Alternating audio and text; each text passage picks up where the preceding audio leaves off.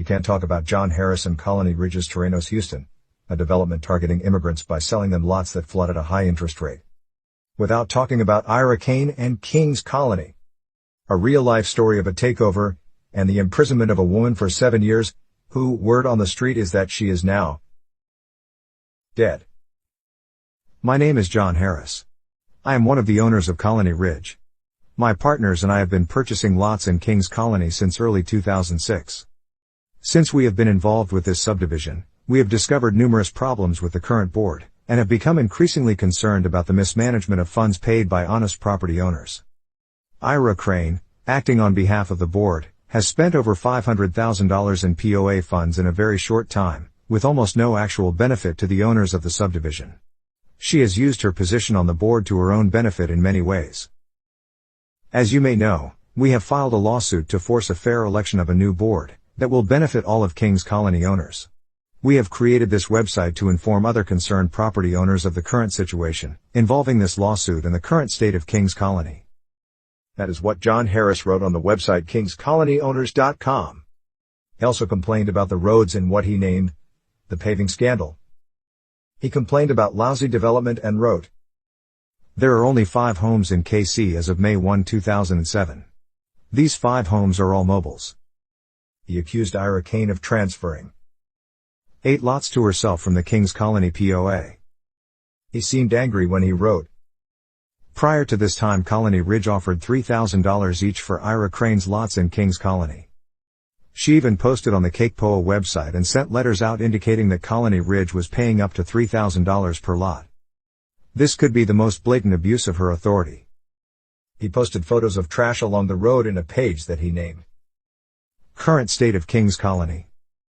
Then John Harris, along with his family, Trey Harris and Robin Lane, tried to get elected for the POA in 2007. The election took place on July 25, 2007. John Harris seemed upset when he wrote that the notices for the election were sent on July 11, 2007. "We think the short notice was designed to exclude certain owners, including us, from being eligible to vote," he stated. Then seems to have assumed the election was rigged by writing, "How long does it take to rig an election?" On August 1, 2007, only to lose when the results were posted on August 3, 2007. What we know happened from there on is what Harris posted on kingscolonyowners.com. An update. Ira Kane has been sentenced to 7 years in prison for theft of $200,000. He published her mugshot below along with a link to her case file. Last we asked about Ira Kane, a source told us that she strangely passed away after getting out of prison. And we have been informed that now John Harris and company have taken over the POA and King's Colony, an area that is just as disastrous or worse than he claimed it was in 2007, according to our sources.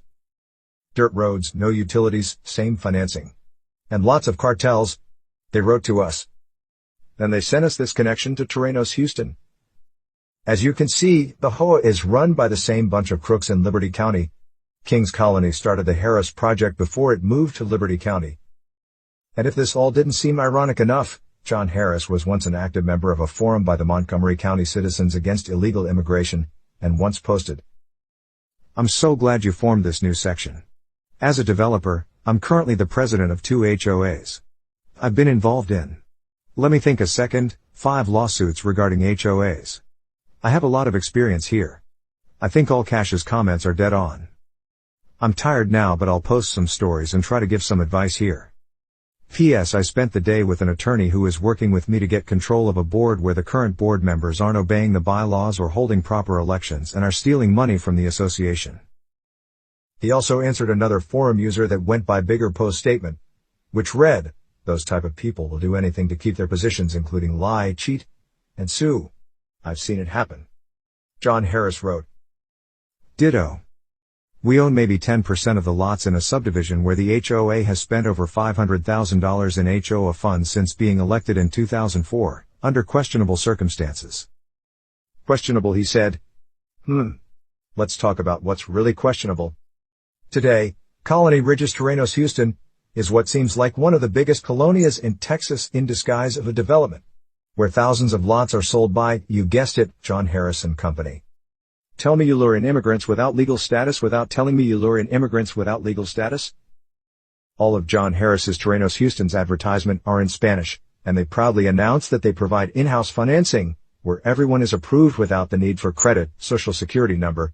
You just need to bring 2 IDs from any country they say, and they'll finance.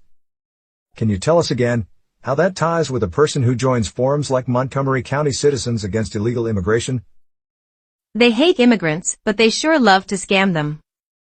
What? One TikTok user wrote. Let's move on. Terrenos Houston, this so-called development is catered to the Hispanic community as their piece of paradise, the American dream, schools, and only the best for their kids. Instead, we found a desolate place built upon wetlands, with ill conditions, eerily similar to those John Harris complained about against Ira Kane. And ironically its POA, Houston El Norte POA, has also been directed by, you guessed it, Harris and Company.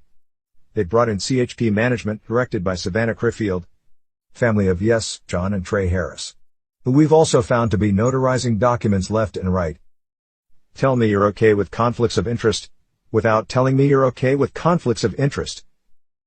Then we find documents like February 2021 notes for the Liberty County Municipal Management District No. 1 meeting where William Trey Harris III was the president and Savannah Criffield was the secretary.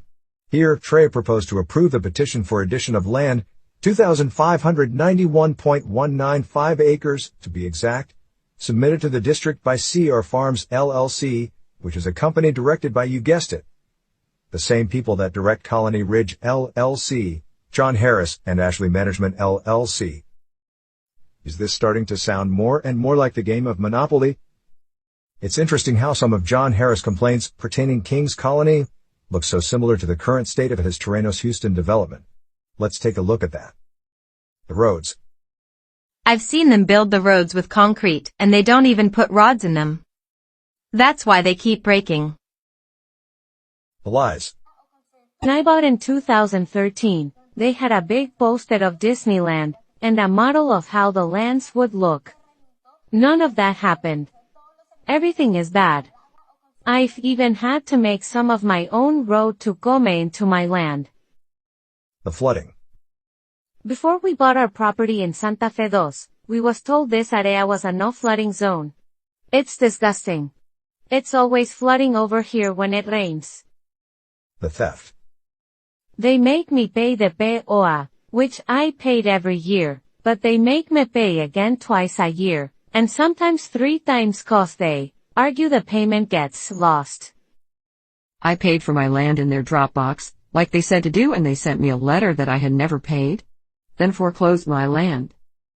The foreclosures.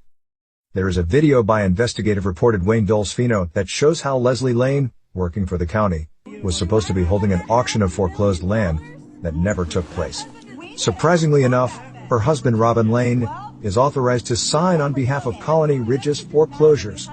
And then there's good old Brent Lane, who is Harris's attorney, who you might know from serving a $1 million lawsuit to the Plum Grove City Council after they hired Wayne Dolcefino to investigate Colony Ridge.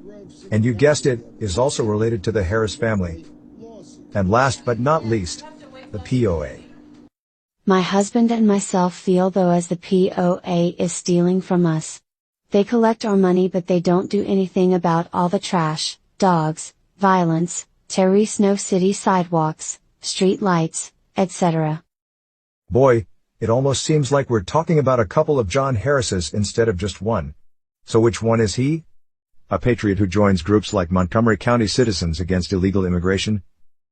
A savvy justice seeker who sends lawsuits flying left and right to establish order? A man who sits back counting the money from the very people he doesn't want in his country? Or a hypocrite who does the exact same thing he claimed to detest and push to get someone incarcerated for? Will the real John Harris please stand up? You've got some explaining to do.